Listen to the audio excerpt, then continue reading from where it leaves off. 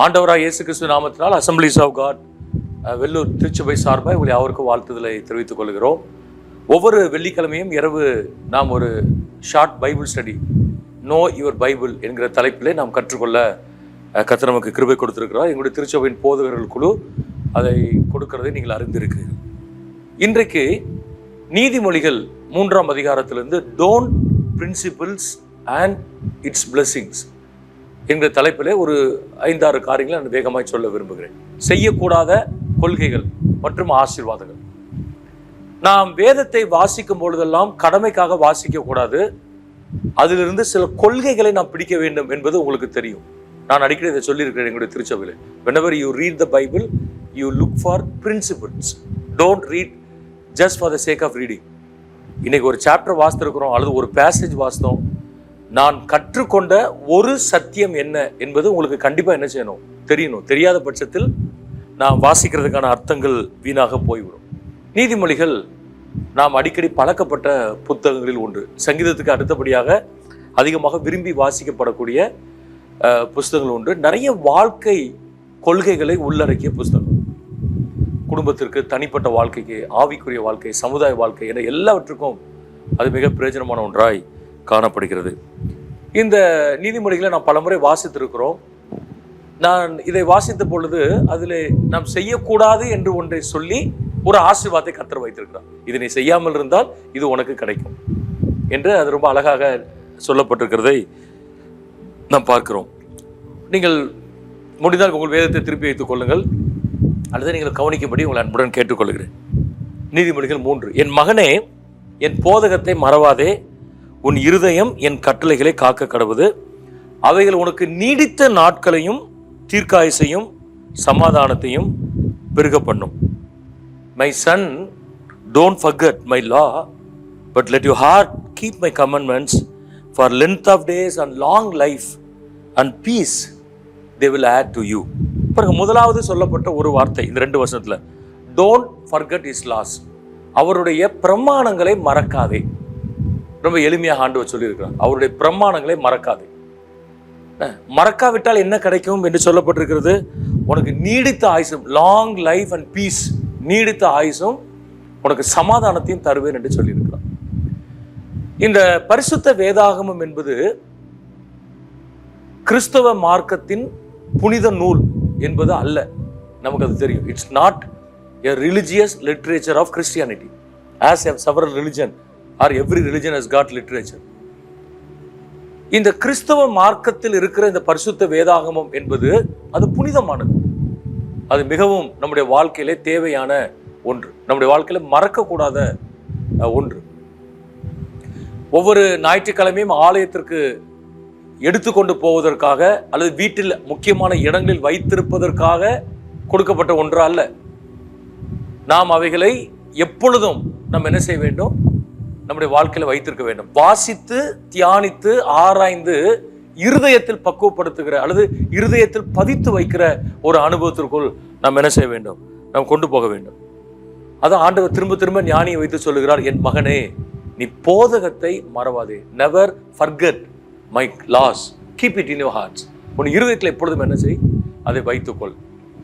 மறக்காதிருத்தல் என்றால் என்ன அர்த்தம்? சிம்பிளா சொல்ல வேண்டும் என்றால் அதை வாசித்து கை கொள்ளுதல், ரீடிங் அண்ட் பிராக்டிசிங், அதுதான் ரிமெம்பரிங் அப்படின்னு அர்த்தம். உன்னை வாசிக்கிறோம், அப்படி போயிடுறோம், மறந்துடும். ஆனால் அதை கை கொள்ளும் பொழுது நம்ம என்ன செய்ய முடியாது, மறக்கக்கூடாது. நீங்க நல்லா கவனிங்க, ஒரு 3 லெவல் நான் சொல்றேன். ஒன்று அறிதல், நோயிங் அல்லது வாசித்தல் மூலமா அறிதல். இன்னொன்று அவைகளை நம்முடைய வாழ்க்கையில செயல்படுத்துதல், practising R applying in our lives. மூணாவது ஷேரிங், ஹையர் லெவல், மற்றொருத்தில் பகிர்ந்து கொள்ளுதல். நீங்க கற்றுக்கொண்ட காரியத்தை எப்பொழுதெல்லாம் பகிர்ந்து கொள்ளுகிறீங்களோ அப்பொழுதெல்லாம் அதை மறக்கவே செய்யாது. நான் ஒரு ஹவுஸ் மீட்டிங்கில் சொல்லும்போது வயசான ஆன்டி, ரிட்டையர்ட் ஆகிறவங்க, அட்மினிஸ்ட்ரேட்டர்ஸ் வந்து ரிட்டையர்ட் ஆனவங்க, 70+ இருப்பாங்க. வச்சு நாங்கள் பசனை எப்போ போனாலும் நான் இன்னைக்கு படித்த வசனம் நான் ஷேர் பண்ணுவேன் ஆட்கள்கிட்ட. ஆட்டோவில் கார்லலாம் போகும்போது ஆட்கள்கிட்ட நான் சொல்லுவேன் அப்படின்னு சொன்னாங்க. எங்கள் சர்ச்சில் ஒரு சிஸ்டர் சொன்னாங்க, பாஸ்டர் நீங்கள் சண்டே பண்ண பிரசங்கத்தை நாங்கள் எக்ஸ்ட்ராவாக தியானிச்சு நாங்கள் விமன்ஸ் குரூப் 2 மணி நேரங்களில் நாங்கள் ஜெபம் பண்ணுவோம், அதில் நான் ஷேர் பண்ணுறேன், முதல்ல பண்ணலாமான்னு கேட்டாங்க. தாராளமாக பண்ணுங்க, சந்தோஷம், நான் அதை ஷேர் பண்ணுவேன் அப்படின்னு சொன்னோம். நீங்க பாருங்க, அப்போ நோயிங், பிராக்டிசிங், ஷேரிங், அறிதல், செயல்படுத்துதல், பகிர்ந்து கொடுத்துதல், இதை நீங்க பண்ணும்போது நம்ம வாழ்க்கையில் ஒரு நாள் என்ன செய்ய மாட்டோம், மறக்க மாட்டோம். என்ன பைபிள் எப்பொழுதுமே இப்படி வச்சிருக்கிறது அல்ல, மறக்காம இருக்கு. சில பேர் அதை கிரிட்டிசைஸ் பண்ணாங்க கூட. இந்த சோஷியல் நெட்வொர்க் இன்ஸ்டா அதெல்லாம் போடும்போது நிறைய பேர் உங்கள் கையில் பைபிள் இல்லைன்னு கிண்டல் பண்ணுவாங்க. ஒருத்தர் போட்டிருக்காரு ஒருத்தர். ஸோ இப்போ நான் உட்காந்து பேசுகிறேன், முன்னாடி டேபிள் இல்லை, கையில் வைக்க இடம் இல்லை, கீழே விழுந்துருவோம், வச்சிருக்கிறேன், எங்கள் பைபிள் பக்கத்தில் தான் இருக்குது. நான் எப்போவுமே பேடு வச்சுருப்பேன், ஆனால் always I carry my pad along with Bible. எந்த புல்பீட்டுக்கும் பைபிள் இல்லாமல் நான் போனது கிடையாது. பைபிளோடு தான் என்ன செய்கிறேன், நான் எடுத்துகிட்டு போகிறேன். ஸோ சில பேர் இதை மாதிரி தேவையில்லாத விஷயங்கள் மேலே கவனம் செலுத்துவாங்க. வீட்டில் டேபிளில் பைபிள் இருக்கணும், கையில் எப்பவுமே பைபிள் வச்சுருக்கணும், பெட்டு பக்கத்தில் என்ன செஞ்சுருக்கணும், பைபிள் வச்சுருக்கணும், காரில் பைபிள் வச்சுருக்கணும். நல்லது, அந்த இடங்கள்லாம் பைபிள் வைக்கிறது நல்லது, தப்பே கிடையாது. ஆனால் அது மறக்காத இருத்தல் என்பது அல்ல, அதுக்கு அர்த்தம் ஆகாது. நீங்கள் பெட்டு பக்கத்தில் பைபிள் வச்சுட்டு படுத்தாலும் பிசாசு உங்களை தொந்தரவு பண்ணனா பண்ணுவான். ஏன்னா அந்த கருப்பு கலர் அட்டையை பார்த்து அங்கே இருக்க வசனத்தை பார்த்து அவன் பயப்படுற ஆள் கிடையாது. அந்த வசனம் நம்முடைய உள்ளத்தில் கிரியேட் செய்யும் பொழுது நாம் எந்த அளவிற்கு அதற்கு முக்கியத்துவம் கொடுக்கிறோம் என்பதை பொறுத்து தான் நாம் பிரச்சனைகளை மேற்கொள்கிறோமா அல்லது இடம் கொடுக்கிறோமா என்பதை நாம் என்ன செய்ய முடியும், நம்ம தீர்மானிக்க முடியும். So if you want to have a long and peaceful life, never forget his laws. அது ரொம்ப சிம்பிள் பிரின்சிபல். நீடித்த ஆயுசு அன்று எவ்வளோ அழகாக சொல்லியிருக்காரு பாருங்க. உனக்கு நீடித்த ஆயுசு, தீர்க்க ஆயுசு, சமாதானம், long life, length of days and peace. 100 வருஷம் வரை இருந்து சமாதானம் இல்லாமல் இருந்தால் எவ்வளோ கஷ்டமாக இருக்கும், யோசித்து பாருங்க. ஸோ நமக்கு பலத்தின் மிகுதியால் 80, 70, 60, 40 அதை விட்டுருங்க. அது காட் டிசைட்ஸ். நம்ம இந்த உலகத்துலேருந்து நம்மளை எப்போ எடுக்கணும் அவர் டிசைட் பண்ணுறாரு. ஆனால் உயிரோடு இருக்கிறவரை நான் ஆரோக்கியமாக இருக்கணும் ஆண்டவரே, நான் சமாதானமாக இருக்கணும். அதுதான் நம்ம ஜெப குறிப்பாக இருக்கணும். நான் சமாதானமாக இருக்கணும், என் வீட்டில் சமாதானமாக இருக்கணும், நான் போகிற திருச்சபையில் நான் சமாதானமாக இருக்கணும், என் வேலையில் நான் சமாதானமாக இருக்கணும். ஒருவேளை ரிட்டையர்டாகி வீட்டில் இருக்கிறான், என் பிள்ளைகளுடைய வாழ்க்கை சமாதானமாக இருக்கணும். நான் சமாதானமாக இருந்தால் போதும், அவங்க சண்டை போட்டு பிரிந்து இருக்கிறத நான் பார்க்கக்கூடாது, அவங்க சமாதானமாக இருக்கணும். எனக்கு இன்னொரு ஆயுசை கூட்டி கொடுத்தாலும் அதற்கடுத்து சந்ததி வந்தாலும் அவங்களும் என்னதான் இருக்கணும், சமாதானமாக இருக்கணும் ஆண்டவரே. அப்படி நம்ம ஜெபம் பண்ண வேண்டும் என்றால் நம்ம என்ன செய்யணும், கர்த்தருடைய கட்டளைகளை மறக்கக்கூடாது. நீங்க பாருங்க, எல்லா வாக்குறுதிகளிலும் ஒரு கட்டளை உண்டு. Every promise is conditional. அந்த வாக்குறுதிகளை நம்முடைய வாழ்க்கையை சுதந்திரமாக்குவதற்கு அந்த கட்டளையை செய்ய வேண்டும். To inherit the promises in our lives we have to look at the conditions that God has laid in his word. அதை பார்க்கணும், அதை படிக்கணும். அதை நம்ம வாழ்க்கையில செய்யும் பொழுது கர்த்தர் நிச்சயமா நமக்கு என்ன செய்யறாரு, நமக்கு நீடித்த ஆயுசையும் கிருபைகளையும் தருகிறார். 1. 2வது 3வது 4வது வசனத்தை வாசிக்கிறேன், கவனிங்க. கிருபையும் சத்தியமும் உன்னை விட்டு விலகாதிருப்பதாக, நீ அவைகளை உன் கழுத்தில் பூண்டு அவைகளை உன் இருதயமாகிய பலகையில் எழுதிக்கொள். அதனால் தேவனுடைய பார்வையிலும் மனுஷருடைய பார்வையிலும் தயையும் நற்புத்தியும் பெறுவாய். Let not mercy and truth forsake you. Bind them around your neck. Write them on the tablet of your heart. And so find favor and high esteem in the sight of God and man. நான் முதல்ல சொன்ன பாருங்க, ஒரு கட்டளை உடனே ஒரு ஆசீர்வாதம் நிறைய இடங்கள்ல இருக்கு. பட் இதுல ரொம்ப அழகா ஆண்டவர் கொடுத்திருக்கிறார். 2வது கர்த்தர் சொல்ல வருகிற இன்னொரு பிரின்சிபிள் என்னது, don't forsake mercy and truth. கிருபையையும் சத்தியத்தையும் விட்டுறாத. அதான் ஆண்டவர் சொல்ற, கிருபையும் சத்தியத்தையும் விட்டுறாத. நீ அதை விடாம இருந்தா உனக்கு என்ன நடக்குமா, உனக்கு you will find favor and high esteem in the sight of both God and man. மனுஷ பார்வையிலும் தேவனுடைய பார்வையிலும் உனக்கு என்ன நடக்கும், உனக்கு கனமும் கிடைக்கும், அதிக தயவும் என்ன செய்யும், கிடைக்கும் என்பதை நாம் மறந்து போகக்கூடாது. இப்போ கிருபையும் சத்தியமும், mercy and truth, இந்த கிருபையை பாருங்களேன். கிருபை என்பது இந்த நாட்களில் தவறாக பயன்படுத்தப்படுகிற ஒரு வார்த்தையா மாறிடுச்சு. கிருபைங்கிறது என்னது, தகுதி இல்லாத நமக்கு கர்த்தர் பாராட்டுகிற ஒரு தகுதி, அன்மெரிட்டட் ஃபேவர். அதான் கிருபை. பாவம் செஞ்சனா தண்டனைக்கு தகுதி, ஆனால் கர்த்தர் அந்த தகுதி எனக்கு கொடுக்கல. என்னுடைய செயல்களின்படி நான் நித்திய அக்னியில நான் தள்ளப்பட்டிருக்கணும், ஆனால் கர்த்தர் என்னை தள்ளலை. அதுதான் கிருபை. ஆனா இந்த கிருபை லைசன்ஸா எடுக்கப்படக்கூடாது. இன்னைக்கு அதான் நடக்கு. கிரேஸ் டாக்டரின்ஸ், ஹைப்பர் கிரேஸ், இவங்கெல்லாம் பேசுற ஆட்கள் என்ன நடக்கும், கிருபை பெருக பெருக பாவம் பெருக பெருக கிருபை பெருகும். ஆனா பவுல் அழகா சொல்றார் ரோம திருச்சபையில எழுதும்போது, கிருபை பெருகிறதுனால் பாவங்கள் பெருகும், ஆகையால் நாம் பாவத்தில் நிலை நிற்கலாம் என்று சொல்லலாமோ? கூடாதே. கிருபை கிருபை ஏன் போகுது அப்படின்னா, கிருபை நம்ம லைசன்ஸா யூஸ் பண்ண ஆரம்பிச்சிடறோம். அதாவது நான் என்ன செஞ்சாலும் கர்த்தர் கண்டுக்க மாட்டாரு இல்ல. நீங்க என்ன செஞ்சாலும் கர்த்தர் கண்டுக்க மாட்டார் அப்படின்னு நீங்க சொல்ல முடியாது. கர்த்தர் பாவங்களை கவனிக்கிற தேவன். அவர் பாவங்களை கண்டுகொள்ளாம விடுகிற தேவன் கிடையாது. என்னனாலும் பண்ணு, நான் கண்டுக்காம போறேன், அப்படிப்பட்ட தேவன் கிடையாது. ஏன்னா Christianity is a life with in a box. ஒரு சட்டத்திற்குள், வேதாகம ஒழுங்குக்குள் வாழ்கிற ஒரு வாழ்க்கை. நம்முடைய இஷ்டத்திற்கு நம்ம ஒரு நாள் என்ன செய்ய முடியாது, வாழ முடியாது என்பதை நீங்கள் தெளிவாக அறிந்து கொள்ள வேண்டும். அப்போ இந்த கிருபை என்பது துணிகரமாக என்னால் எதையும் செய்ய முடியும் அப்படி கிடையாது. கிருபை என்பது அவரை சார்ந்து கொள்வது, டிபெண்டிங் ஆன் காட். அவரை சார்ந்து கொள்ளும். அவர் தான் காட் இஸ் மை ரிசோர்சஸ். எனக்கு வருகிற எல்லாமே அவரிடத்திலிருந்து வருகிறது. நீங்க நல்லா கவனிங்க, இந்த கிருபையும் சத்தியமும் inter connected. You cannot separate both grace and the truth. சத்தியத்தையும் கிருபை நீங்க பிரிக்க முடியாது. ஏன்னா எங்க கிருபை இருக்கோ அங்கதான் சத்தியம் இருக்கும், எங்க சத்தியம் இருக்கோ அங்க கிருபை இருக்கும். சத்தியங்கிறது என்னது? அவர் எழுதி கொடுத்த வார்த்தை. ஆண்டவர் நமக்கு எழுதி கொடுத்திருக்கிற வார்த்தை தான் சத்தியம். அப்போ அவர் என்ன சொல்றாரு? இந்த சத்தியம், அல்லது இன்னொரு வார்த்தை சொன்னா இயேசு, ஜீசஸ் இஸ் த ட்ரூத். இயேசு ஒரு சத்தியம். அவர் நமக்கு கொடுத்திருக்கிற ஜீவனுள்ள வார்த்தைகள் ஒரு சத்தியம். திருச்சபை ஒரு சத்தியம், மனவாட்டி ஒரு சத்தியம், நித்திய வாழ்க்கை ஒரு சத்தியம். நீ இவைகளை விட்டு விலகாது இருப்பாயாக அப்படின்னா என்ன அர்த்தம்? ரொம்ப க்ளோஸா இருன்னு சொல்றார் ஆண்டவர். ரொம்ப க்ளோஸா இரு, நெவர் forsake you. அவள் விட்டுறாத, கெட் கனெக்டட் வித் ஆண்டவரோட இயேசுவோடு, அவர் கொடுத்துருக்கிற வார்த்தையோடு நீ நெருங்கி இரு. நெருங்கி இருக்குதுன்னு சொன்னா இதுவும் அந்த ஃபர்ஸ்ட் பாயிண்ட்டுக்கு ரிலேட் ஆகுது பாருங்க. அந்த வசனங்களை, அந்த சத்தியத்தை நீ கேட்டுட்டு போயிடாத, அதை செய். சில பேர் சொல்றது நான் கேட்டிருக்கிறேன், நான் நிறைய பிரசங்கங்கள் இப்போ கேட்குறேன், அவர் இதை கேட்குறேன், இவர் கேட்குறேன், அந்த செஸ் கேட்குறேன், இந்த செஸ் கேட்குறேன், வீக் டேஸ் எல்லாம் கேட்குறேன். சந்தோஷம். நீங்க எத்தனை கேட்குறீங்களோ அத்தனை அளவுக்கு ஆபத்து உங்களுக்கு இருக்குன்னு அர்த்தம். ஏன்னா எவனுக்கு அதிகம் கொடுக்கப்படுகிறதோ அவனிடத்துல அதிகம் என்ன செய்யப்படுமா? கேட்கப்படும். அதனாலதான் உங்களில் அநேகர் ஆக்கினைக்குள்ளாக தீர்க்கப்படாதபடிக்கு போதகர்களாய் மாறாது இருப்பீர்களாக. அப்படின்னா என்ன அர்த்தம்? எதை நம்ம பேசுறோமோ, எதை நம்ம கேட்கிறோமோ அதை செய்வதற்கு கடமைப்பட்டிருக்கிறோம். ஸோ ஆண்டோட கேளுங்க, ஆண்டவரே இந்த கிருபையை நான் மிஸ்யூஸ் பண்ணக்கூடாது, சத்தியத்தை விட்டு நான் நினைச்சக்கூடாது, நான் விலகக்கூடாது. இது ரெண்டையும் நான் செய்யும் பொழுது என்ன நடக்கும்? எனக்கு உம்முடைய பார்வையிலும் மனுஷ பார்வையிலும் தயவு கிடைக்கும். Will find favour in the eyes of human and God. நம்ம நிறைய நேரத்தில் மனித தயவுக்காய் ஓடுறோம். ஐயோ ஒரு கண்ணு பட்டுறாதா, இவங்கள்ட்ட ஏதாவது ஒரு அப்பாயின்மெண்ட் கிடைச்சாதா, இவங்க சொல்லி ஏதாவது நடந்துருதா அப்படின்னு நம்ம மனுஷன் நம்ம எல்லாரும் ஓடுவோம். ஆனால் ஆண்டவர் என்ன சொல்றாரு? நீ ஓட வேண்டாம், நீ கிருபையும் சத்தியத்தையும் நீ பிடித்துக்கொள். ஆட்டோமேட்டிக்காக மனுஷ தயவு வரும். You will get favour from human as well as from God. அது மட்டும் கிடையாது, ஹை எஸ்டீம் என்று சொல்லப்பட்டிருக்கிறது. தேவனுடைய பார்வையில் மனுஷ இதுல தயை மட்டும் கிடையாது, நற்புத்தின் தமிழ்ல இருக்கு. என்கேஜிவில் ஹை எஸ்டீம், ஒரு உயர்ந்த மரியாதை. ஒரு உயர்ந்த மரியாதை நமக்கு என்ன செய்யப்படுமா? கொடுக்கப்படும். கிருபையும் சத்தியமும் உன்னை விட்டு விலகாது இருப்பதாக கர்த்தர் தெளிவாக என்ன செய்யறார்? மூணாவது பாருங்க, அடுத்த வசனங்களை வாசிப்போம்.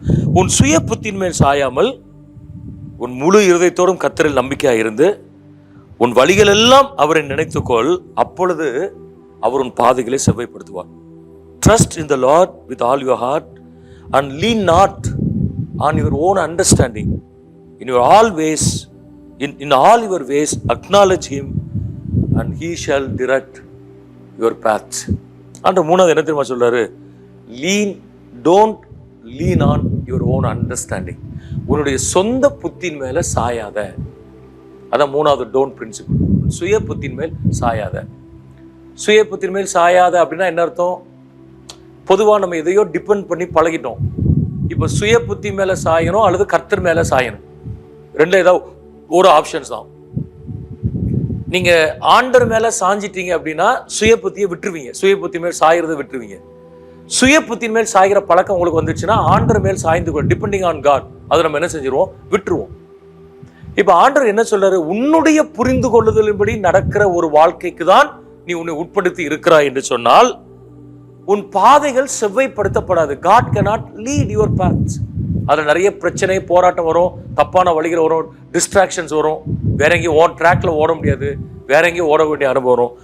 ஆனா உன்னுடைய சுயபுத்தின் மேல் சாயாமல் நீ கர்த்தர் மேல சாய்ந்து போனா என்ன நடக்கும்? ஐ வில் டைரக்ட் யுவர் பாத்ஸ். உன் வழியை நான் கரெக்டா என்ன செய்வேன்? நான் கொண்டு போவேன். பொதுவாக நம்ம என்ன நடக்கும்? நம்முடைய அறிவு, நீங்க பாருங்க, அறிவு ஒரு பக்கம், அறிவு அனுபவங்கள் ஆலோசனைகள் ஒரு பக்கம், ஆவியானவர் ஒரு பக்கம். நம்ம பொதுவாக என்ன நடக்கும்? Experiences, human knowledge, human council, இதெல்லாம் வேண்டாம்னு சொல்லலை, இதெல்லாம் தப்பு கிடையாது, கண்டிப்பா வேணும். ஆனா என்ன பண்ணக்கூடாது? இவைகள் வந்து ஆவிய, they should not overpower the spirit. ஆவியை மேற்கொள்ளக்கூடாது. ஆவியினாலதான் நடத்தப்படணும். பவுலதான் கலாத்திய திருச்சபைக்கு சொல்றாரு, நீங்கள் ஆவிக்கு ஏற்றபடி நடந்து கொள்ளுங்கள். You walk according to the spirit, then you will be led by the spirit. அப்பொழுது ஆவிக்கு ஏற்றபடி நீங்க என்ன செய்வீங்க? நீங்க நடந்து கொள்வீங்க அப்படின்னு அவர் சொல்றதப்பா. ஸோ உங்களுடைய அறிவு, உங்களுடைய அனுபவம், உங்களுடைய கல்வி, இதற்கு முன்பு நீங்கள் அனுபவப்பட்ட ஒன்று, இது எல்லாத்தையும் விட்டுருங்க. பல 100 தடவை அனுபவப்பட்ட ஒன்று இந்த தடவை நடக்கும்னு சொல்ல முடியாது. இப்போ பைலட்ஸ் எப்படி ஃப்ளைட்டை ஏற்கிறாங்க? டிரைவர், பஸ் டிரைவர் கண்ணாடி இருக்கு. ட்ரெயினுமே ஆட்டோமேட்டிக் தானே. ட்ரெயின் வந்து பைலட் கண்ட்ரோலில் கிடையாது. ஆட்டோமேட்டிக்காக அந்த ட்ராக் சேஞ்சஸ் எல்லாம் இன்னைக்கெல்லாம் ஆட்டோமேட்டிக். டிரைவர் வந்து வண்டியை கண்ட்ரோல், பிரேக் போடலாம், மூவ் பண்ணலாம் ஒழிய எந்த ட்ராக்ல போகணுங்கிறது அவர் கண்ட்ரோல் கிடையாது. அது எல்லாமே அது ஆட்டோமேட்டிக்காக இன்னைக்கு அட்வான்ஸ் ஆகிட்டு வருது. ஓகே, அதனால ட்ராக் தெரியும் டிரைவருக்கு. பைலட்ஸ்க்கு எப்படி தெரியுது? பைலட்ஸ்க்கு இப்போ நமக்கு ஒன்றுமே தெரியாது. நம்ம உள்ளே கேபினில் உட்காந்துருக்குறோம், வண்டி போகுது, சென்னையிலேருந்து மும்பைக்கு போகுதுன்னா மும்பை எந்த டைரக்ஷன் அவருக்கு தெரியுமா? இப்போ நம்ம இந்த ஈஸ்ட்டில் போகிறோம், நார்த்தில் போகிறோம் அவருக்கு தெரியுமா? எப்படி அவங்க கண்டுபிடிக்கிறாங்க? அவங்களுக்கு எல்லாம் ஏகப்பட்ட மானிட்டர்ஸ், ஏகப்பட்ட டிரெக்ஷன்ஸ் அவங்களுக்கு இருக்குது. அதனால எந்த மேகம், எந்த ரூட், ஏற்கனவே ஃப்ளைட் வந்து இடிச்சிருமா? இந்த நீங்கள் சில கூகுள் மேப்ஸ்லாம் பாருங்கள், ஆயிரக்கணக்கான ஃப்ளைட்ஸ் பறந்துட்டு இருக்கும். ஏன் ஒன்று இடிக்கலை? ரொம்ப ரேர், 0.0001% தான் ஃப்ளைட்ஸ் மோதி ஆக்சிடென்ட்ஸ் ஆகும். அப்புறம் அவ்வளவு கரெக்டாக பண்ணுறது என்னது? மிஷின்ஸ் அழகாக பண்ணுது. இன்றைக்கி டெக்னாலஜி வேகமாக வந்திருக்கு. ஸோ அவங்களுக்கு பைலட்ஸ் வந்து இப்போ நம்ம கரெக்டாக தான் போகிறோமா, இப்போ லெஃப்ட்டில் திருப்பணுமா, வண்டியை டைரக்ட் ரைட்டில், அந்த பிரச்சனையே கிடையாது அவங்களுக்கு. ஆட்டோமேட்டிக்காக அதை டைரக்ட் பண்ணி என்ன செய்யுது? கொண்டு போகுது. ஆண்டவர் சொல்கிறாரு, உன் வாழ்க்கையில் ஏன் கஷ்டப்படுற? நான் எங்கே போகணும், என்ன நிற்கணும், என்ன செய்யணும், இதுக்கு முன்னாடி போகணுமா, இதெல்லாம் நீ ஆட்டோமேட்டிக்காக என் கையில் விட்டுரு. என்ன விட்டுட்டு டேக் ஆஃபும் லேண்டிங், இதுதான் உன் வேலை, அதுதான் அவருடைய ரோல். மீதெல்லாம் நீ மானிட்டர் பண்ணிட்டு இரு. நான் உன் பாதைகளை செவ்வையாக்குறேன். I will direct your paths. ஆண்டவர் எவ்வளவு அழகான வாக்குத்தத்தங்களை நம்ம கொடுத்துருக்கிறோம். ஆனால் நம்ம நிறைய நேரத்தில் நம்ம வாழ்க்கையில் நம்மை அவர் கைக்கு கொடுக்காம நம்ம சுய புத்தின் மேலே சாய்ந்து நம்ம என்ன செஞ்சுட்டே இருக்கோம்? நம்மளே ஓடுறோம். நமக்கு அவர் சொன்னார், இவங்க சொன்னாங்க, எங்கள் வீட்டில் இப்படி நடந்தது, அவருக்கு அப்படி நடந்ததாக கேள்விப்பட்டோம், அவங்கெல்லாம் அதை பண்ணாங்க. கிடையாது. இப்போது இன்றைக்கெல்லாம் பாருங்கள், வாட்ஸ்அப்பில் நிறைய டாக்டர்ஸ் வந்துட்டாங்க. வாட்ஸ்அப்பில் உங்களுக்கு வயிற்று வலியா, சீரகத்தை சூடு பண்ணி தண்ணியில் ஊற்றி குடிக்கிற ஒருத்தர், அவர் டாக்டராக இருக்க மாட்டார். ஏன்னா கருஞ்சீரகத்தை பொடி செய்து குடித்தால் சுகர் குறையும். உடனே நம்மளும் அதை பார்த்து என்ன செய்வோம்? கருஞ்சீரகத்தை பொடியாக்கி நைட்டு சாப்பிடுவோம். இன்னொரு வாட்ஸ்அப்பில் இன்னொருத்தர் சொல்ல, பெருஞ்சீரகத்தை நீங்கள் சாப்பிட்டால் சுகர் குறையும். உடனே இவர் பெருஞ்சீரகத்தை சாப்பிடுவார். இப்படி வாட்ஸ்அப்பில் பார்க்குற அந்த கீரை, இந்த கீரை, அந்த கொத்து எல்லாத்தையும் சாப்பிட்டு கடைசியாக செத்து போயிடுவார். ஏன்? இது எல்லாம் ஒரே நேரத்தில் அவர் சரீரத்தில் போய் ஆளை காலி பண்ணிடும். அப்போ என்ன பண்ணணும்? ஒரு மாத்திரை சாப்பிட்றதுக்கு முன்னாடி, ஒரு பொருள் சாப்பிட்றதுக்கு முன்னாடி அதுக்குன்னு படித்த மெடிக்கல் டாக்டர்ஸே இதை சாப்பிடலாமா? இல்லை, இப்போ கோர்ட்டுக்கு போகிறோம், நம்மளே போய் நிற்க முடியாது. நம்மளே ஐயா பிரச்சனை வந்திருக்கிறோம், உங்களுக்கு டையில், அதுக்கெல்லாம் ப்ரொசீஜர் உண்டு. அட்வொகேட் மூலமாக அதுக்கு ஒரு ஃபார்மு, அதுக்கு ஒரு டெக்னிக்கல் டேர்ம்ஸு, அது மூலமாக போகணும். அப்போது ஒருத்தட்ட மனு கொடுக்கணுனாலும் ஒரு கவர்மெண்ட் ஆஃபீஸில் போய் ஒரு விஷயத்தை சாதிக்கணும்னா சில முறைகள் வச்சுருக்குறாங்க. அதுக்கு நம்மளே டைரெக்டாக போய் ஆன்லைனில் அப்ளை பண்ணிக்க ரொம்ப கஷ்டம். அதுக்குன்னு சில ஆட்கள், ட்ரெயின்டு ஆட்கள் இருக்கிறாங்க, அவங்க மூலம் போனால் ஈஸி. ஆண்டு அதை தான் சொல்கிறாரு, நீ டைரெக்டாக போய் உன் வாழ்க்கையில் உன் காலில் சிக்கி கொண்டு நீ கஷ்டப்படாத, நீ ஏன் கையில் விட்டுரு. நான் உன்னை ஈஸியாக என்ன செய்கிறேன்? நான் உன்னை கைட் பண்ணுறேன், நான் உன்னை வழி நடத்துகிறேன், நீ போக வேண்டிய பாதையை நான் உனக்கு காட்டுகிறேன், உண்மையில் என் கண்ணை வைத்து உனக்கு நான் ஆலோசனை சொல்லுவேன். என் டிரெக்ஷனில் நீ போகும்போது இந்த வழி விலகிற அனுபவம் உன் வாழ்க்கையில் ஒரு நாள் என்ன செய்யாது? வராது. So don't lean on your own understanding. உங்களுடைய சுய புத்தின் மேல் ஒரு நாள் என்ன செய்யாதீங்க? நீங்கள் சாயாதீங்க. கர்த்தரை சாய்ந்து கொள்ளும்போது ஆண்டவர் நமக்கு என்ன செய்வார்? வழி நடத்துவார். 4வது வாசிக்கிறோம், 7ஆம் வசனம் 8ஆம் வசனம் பாருங்க. நீ உன்னை ஞானி என்று எண்ணாதே, கர்த்தருக்கு பயந்து தீமை விட்டு விலகு, அது உன் நாவிக்கு ஆரோக்கியமும் உன் எலும்புகளுக்கு ஊனமாகும். Don't be wise in your own eyes, fear the Lord and depart from evil. It will be health to your flesh and strength to your bones. நாலாவது ஒரு பிரின்சிபிள், என்ன பிரின்சிபிள்னா, don't be wise in your own eyes. உன் பார்வையில் ஞானியா இருக்காது. அது ரொம்ப அழகா சொல்றேன். அதாவது நம்ம உண்மையிலே ஒரு பெரிய ஞானியா இருக்கலாம், ஆனா நம்ம பார்வையில நான் ஞானின்னு நினைக்க கூடாது. சில பேருக்கு அந்த ப்ராப்ளம் உண்டு. எனக்கு எல்லாம் தெரியும், நான் ஞானி, என் ஸ்டாண்டர்டுக்கு இவங்க யாருமே கிடையாது சொல்லுவாங்க. என் ஸ்டாண்டர்டுக்கு இந்த சர்ச்சு கிடையாது, என் ஸ்டாண்டர்டுக்கு இந்த நிறைய படித்த கிறிஸ்டியன்ஸ் ஏன் சர்ச்சுக்கு போகல? யோசித்து பாருங்க. நிறைய பேர் சர்ச்சுக்கு போகல. ஏன் சர்ச்சுக்கு போகல? ஏன் ஸ்டாண்டர்டுக்கு எங்கேயும் இந்த ஊரில் இல்லைங்கிறான். நான் சொல்கிறேன், அப்படி ஒரு ஸ்டாண்டர்டே கிடையாதுங்கிறேன். அப்படி ஒரு ஸ்டாண்டர்டே கிடையாது. திருச்சபை என்பது மனவாட்டி அவர் ரத்தம் சிந்தி சம்பாதித்தது உண்டு. அதுதான் விலை உயர்ந்தது, ஸ்டாண்டர்ட் கொண்டது. இதை பாஸ்டர் என் ஸ்டாண்டர்டில் அவர் ரொம்ப படிக்காதவர், நான் ரொம்ப படித்தவன், அவர் அந்த ஸ்டாண்டர்டில் இல்லை. அந்த சர்ச்சு அட்மாஸ்பியர், நான் போகிறேன், என் காரை நிறுத்திட்டு உள்ளே போகிற அளவுக்கு அந்த சர்ச்சு அட்மாஸ்பியர் நல்லதா இல்லை. இதெல்லாம் பார்க்கக்கூடாது. ஆண்டவர் தான் சொல்றாரு, உன் ஞானி என்று என்னாது. சில பேருக்கு எல்லாம் தெரிஞ்ச மாதிரி இருக்கும், எல்லாரையும் முட்டாளாக்கும். அது ஒரு பர்சனாலிட்டி. 4 பேர் தான் 3 பேரை முட்டாளாக்கி அவர் சொல்றது தான். அந்த ஆட்டிடியூட் ஒரு கிறிஸ்டியனுக்கு என்ன செய்யக்கூடாது, வரக்கூடாது. So don't be wise in your own eyes. நீங்கள் ஞானியாக எல்லாருக்கும் என்ன நடக்குமா? Health to your body, strength to your bones. நம்ம சரீரத்துக்கு ஒரு ஆரோக்கியமும் எலும்புகளுக்கு ஒரு பலன் இருக்கும். கால்சியம் கம்மியாக இருக்குது, விட்டமின் டேப்லெட் சாப்பிடுங்க, பி காம்ப்ளெக்ஸ் சாப்பிடுங்க, டாக்டர் சொல்லுவார் வீக் ஆகும்போது. ஆனால் பைபிள் என்ன தெரியுமா சொல்லுது? பி காம்ப்ளெக்ஸ் சாப்பிடுங்க, அது வேற. நீ உன்னை ஞானின்னு நினைக்காம இரு, ஆட்டோமேட்டிக்காக உன் போன்ஸ் வில் பி ஸ்ட்ரென்தன். உன் எலும்புகள் இருக்கும். எத்தனை வயசு இருக்கும்? எத்தனை வயசுனால இருக்கும். மான் கால்களுக்கு ஒத்த புது பலனை தருவார். உங்களுக்கு 75 வயசுலயும் மான் கால்களுக்கு ஒத்த பலனை கர்த்தர் தருவார். அல்லேலூயா. கழுகுக்கு சமானமாய் உன் வயது திரும்ப வாழ வயது போல.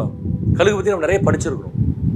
கழுகு ரொம்ப வீக்காகி அந்த வெதர்ஸ் எல்லாம் பிஞ்சு போகிற நிலம் வரும்போது அதுவே போய் ஒரு மலையில உட்காந்து அந்த ஒவ்வொரு அந்த சிறகுகளை பிச்சு போடுமா கழுகு. அது பெரிய ப்ராசஸ், அது பெயின்ஃபுல் ப்ராசஸ். பிக்கும், அதே அந்த வீக்காக அது ஈஸியாக வரும், அப்படியே பிக்கும். மொட்டையாக உட்காந்துருக்கும், வெளியே எங்கேயும் பறக்காது. கொஞ்ச நாள் அப்படி முளைக்கும். அது முளைக்கும் போது என்ன நடக்குமா, புதுசாக ஃப்ரெஷ்ஷாக வருதுனால அதுக்கு எங்கே இருக்கும்போது என்ன ஸ்ட்ரென்த் இருக்குமோ அதே ஸ்ட்ரென்த்து எத்தனை வருஷம் ஆனாலும் இருக்கும். அதுதான் ஆண்டவர் சொல்றாரு, கழுகுக்கு சமானமாய் உன் வயது திரும்ப வாழ வயது போலவும். எனக்கு வயசு ஆயிட்டுங்க, 50 ஆயிட்டுங்க, 55 ஆயிட்டு, 60 ஆயிட்டு, 65 இல்லை.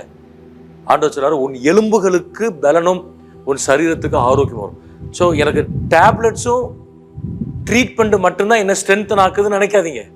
கர்த்தருடைய வார்த்தை நிறைய நேரத்தில் நமக்கு என்னதான் இருக்கும், ஸ்ட்ரென்த் ஆகும். மனிதனுடைய தேவனுடைய வார்த்தையினால் நாம் ஒவ்வொரு வார்த்தையினாலும் நாம் பிழைப்பதற்கு கர்த்தர் நமக்கு என்ன செய்வார்? ஆண்டவர் கிருபை கொடுக்க உதவி செய்வார். So don't be wise in your own eyes. உங்கள் பார்வையில் நீங்கள் ஞானியாக தயவு செய்து என்ன செய்யாதீங்க, இருக்காதீங்க. அப்படி செய்யும்போது நமக்கு என்ன நடக்கும்? ஆண்டவர் நமக்கு ஞானங்களையும் கிருபைகளையும் தருவதற்கு போதுமானவர் இருக்கிறார். சரீரத்தில் ஆரோக்கியத்தை கர்த்தர் தருவார். கடைசியா 1:9-10 பாருங்க. நீங்க மீதி மக்களை நீங்க தொடர்ந்து வாசிங்க. உன் பொருளாலும் உன் எல்லா விளைவின் முதற் பலனாலும் கர்த்தரை கனம் பண்ணு, அப்பொழுது உன் களஞ்சியங்கள் பூர்ணமாய் நிரம்பும், உன் ஆலைகளில் திராட்சரசம் புரண்டோடும். Honor the Lord with your possessions and with the first fruits of all your increase, so your barns will be filled with plenty and your vats will overflow with new wine. 3வது தினத்தில் ஆண்டவர் சொல்றாரு.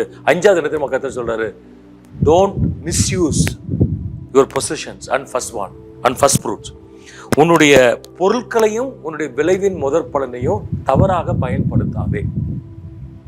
அப்படின்னா என்ன அர்த்தம்? உன்னுடைய எல்லா பொருட்களில் சிறந்ததும் உன்னுடைய முதற் பலனும் ஃபர்ஸ்ட் ஃப்ரூட்ஸும் கர்த்தருக்கு உரியது. லேவியராகமத்தில் தெளிவாக என்ன செய்யப்பட்டிருக்கிறது, சொல்லப்பட்டிருக்கிறதை நாம் பார்க்கிறோம். ஆங்கிலத்தில் அழகாக சொல்லப்பட்டது, you respect or honour your God with all your possessions. பாருங்க, நம்ம கிறிஸ்தவ வாழ்க்கையில் நிறைய நேரத்தில் இந்த ஸ்பிரிச்சுவாலிட்டிக்கும் மெட்டீரியலிசத்துக்கும் ஒரு க்ளோஸ் லிங்க் இருக்கு. நிறைய மிஸ்கன்செப்ஷன்ஸ் அதுக்குள்ள இருக்கு. மெட்டீரியல் பிளெஸிங்ஸ், அதாவது உலக ஆசீர்வாதம் ஒருத்தருக்கு நல்லா இருந்தால் அவர் ஸ்பிரிச்சுவலாக செழிப்பாக இருக்காருன்னு அர்த்தம் அப்படின்னு சொல்ல முடியாது. There is no guarantee. நீங்கள் ஸ்பிரிச்சுவாலிட்டி கூட கூட உங்களுக்கு செழிப்பு கூடிட்டே போகும், நோ கேரண்டி.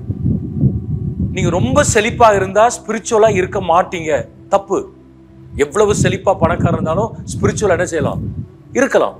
உங்களுக்கு நிறைய சொத்து நிறைய பணம் வர கர்த்தரை மறந்துடுவீங்க, அது தப்பு.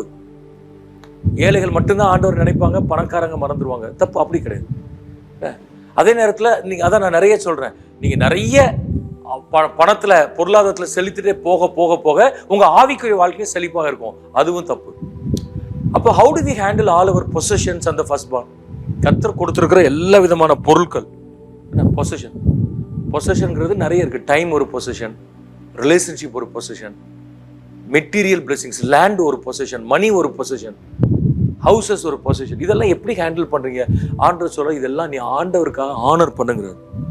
இதை வச்சு உங்களுக்கு நல்ல வீடு இருக்கா, அந்த வீட்டில் கூட்டம் நடந்துகிட்டே இருக்கணும். ஏன் இவ்வளோ பெரிய ஹாலை கர்த்தர் தான் கொடுத்துருக்கிறாரு. ஸோ இந்த வீட்டை வச்சு நான் ஆண்டவர் மகிமைப்படுத்தணும். எனக்கு பெரிய காரை கர்த்தர் கொடுத்துருக்கிறாரு, அது ஊழியத்துக்கு பயன்படணும். அதில் 2 பேரும் ஏற்றிட்டு வரணும். எனக்கு நிறைய பணம் கொடுத்துருக்காரு, அதை சந்தோஷமாக கர்த்தருக்கு நான் என்ன செய்யணும்? விதைக்கணும். இல்லை அதான் ஒருத்தர் சொன்னார், when I get extra money I don't raise the standard of my living but I raise the standard of giving. நம்ம லைஃபு கூட நம்ம ஸ்டாண்டர்ட் கூடும், இல்லை நான் சொல்லலை. ஆனால் அதுக்காக நம்ம மட்டுமே கூட்டிகிட்டு போகணும் கிடையாது, இந்த கிவிங் கூட்டிகிட்டே போகணும். என்ன பொருளால் கர்த்தரை கனம் பண்ணு. உங்களுக்கு எது பெஸ்ட்டோ அதை கர்த்தருக்கு கொடுங்க. கர்த்தருக்கு கொடுத்தல் ஏழைகளுக்கு கொடுத்தல், திருச்சபைக்கு கொடுத்தல். எல்லா விளைவின் முதற்பலனால், விளைவின் முதற்பலன். நான் இன்னைக்கு கூட சர்வீஸில் ஒன்று சொன்னேன், எனக்கு வியாழக்கிழமை சர்வீஸில் நான் சொன்னேன், கிராம சபைகள்லாம் பாருங்கள், முருங்கைக்காய் அவங்க வீட்டில் விளைஞ்சாலும் சர்ச்சுக்கு தூக்கிட்டு வந்துடுவாங்க, தேங்காவா தூக்கி கொண்டு வந்து வச்சுருவாங்க, அரிசி கொண்டு வந்து வைப்பாங்க. ஸோ அது என்ன கான்செப்ட்? ஃபஸ்ட்டு சர்ச்சுக்கு. சிட்டி சைடில் நம்ம அதை என்கரேஜ் பண்ணி நம்ம ரொம்ப செய்கிறது இல்லை நம்ம. பட் ஆனால் எல்லா விலைக்கும் நம்மளுடைய பிள்ளைகளை முதற்பல, நம்ம வருகிற ஆசுவாத்தின் முதற்பலன்னு நீங்கள் சம்பளம் வாங்கின உடனே அதில் நீங்கள் பண்ணுகிற முதல் செலவு என்னது? வாங்கிட்டு வரும்போதே ஸ்வீட்டெல்லாம் வாங்கி அந்த ஏடிஎம் கார்டிலே ஸ்பெண்ட் பண்ணிட்டு வந்துடக்கூடாது. என்ன நீங்கள் உங்கள் சேலரியில் நீங்கள் பண்ணுற ஃபஸ்ட்டு வெளியே போகிறது எதுவாக தான் இருக்கணும்? கர்த்தருக்கு கொடுக்குறதா தான் இருக்கும். ஒரு ப்ரொஃபஸர் எனக்கு தெரியும், பிஹெச்டி, 2 பேரும் பிஹெச்டி படித்தவங்க. அவர் எப்போவுமே என்ன பண்ணுவார்னா, அந்த புது நோட்டை தான் ஆஃபரிங் கொடுப்பாரு. புது நோட்டு பேங்க்கில் போய் அதுக்கு வாங்கிட்டு வருவாராம். அது பழைய நோட்டை கொடுக்க அவர் சொல்லுவார், சர்ச்சுக்காக ஃப்ரெஷ்ஷாக புதுசாக நான் வாங்கிட்டு வந்து நான் எப்போவுமே கொடுப்பேன் அப்படின்னு சொல்லுவார். ஒரு ஆட்டிடியூட். அதுக்காக பழசை கொடுத்தா கர்த்தரை ஆஸ்வதிக்க மாட்டார், அந்த ஆஸ்பெக்டில் நான் சொல்ல, அவருடைய மனநிலைமையை நான் சொல்கிறேன். ஆண்டவருக்கு சில பேர் புதுசாக இருக்குது நம்ம வச்சுக்குவோம், யாருக்காவது கொடுப்போம். இல்லை, ஃபஸ்ட்டு பெஸ்ட்டாக ஆண்டவர் கொடுக்கணும். என்கிட்ட இருக்கிற பெஸ்ட்டை ஆண்டவருக்கு கொடுக்கணுங்கிற மென்டாலிட்டி நமக்குள்ளே வரணும். என் பெஸ்ட்டு டைம் ஆண்டவர் கொடுக்கணும், என் பெஸ்ட்டு பிள்ளைகளை ஆண்டவருக்கு கொடுக்கணும், என்னோட பெஸ்ட்டு பணங்களை கர்த்தருக்கு கொடுக்கணும், என்னோட பெஸ்ட்டு டேலண்ட்ஸை கர்த்தருக்கு கொடுக்கணும். நான் கர்த்தர் உங்களுக்கு கொடுத்த கிருபைகள் தாழ்ந்தெல்லாம் வெறும் உலகத்திற்கும் உங்கள் இன்ஸ்டிடியூஷன்ஸ்க்கும் பயன்பட்டுட்டு போயிடக்கூடாது. அது திருச்சபைக்கு கண்டிப்பாக என்ன செய்யப்பட வேண்டும்? பயன்பட வேண்டும். அப்பொழுது என்ன நடக்குமா? உன் களஞ்சியங்கள் பூர்ணமாய் நிரம்பும். Your barns will be fill. நீ என்னென்ன களஞ்சியங்கள் கட்டி வச்சுக்க அது ஃபில்லாக இருக்கும். ஆண்டவர் சொல்றாரு, அது ஓவர்ஃப்ளோ ஆகும்னு சொல்றாரு. அப்போ கர்த்தருக்கு பொருட்களை கர்த்தருக்கு பயன்படுத்துகிறவர்களுக்கு குறைவு வராது, அது ஓவர்ஃப்ளோ ஆகுமா, நிரம்பி என்ன செய்யும்? வழிகிறதாய் காணப்படும். அந்த கிருபைகளை கர்த்தர் நமக்கு என்ன செய்வாராக?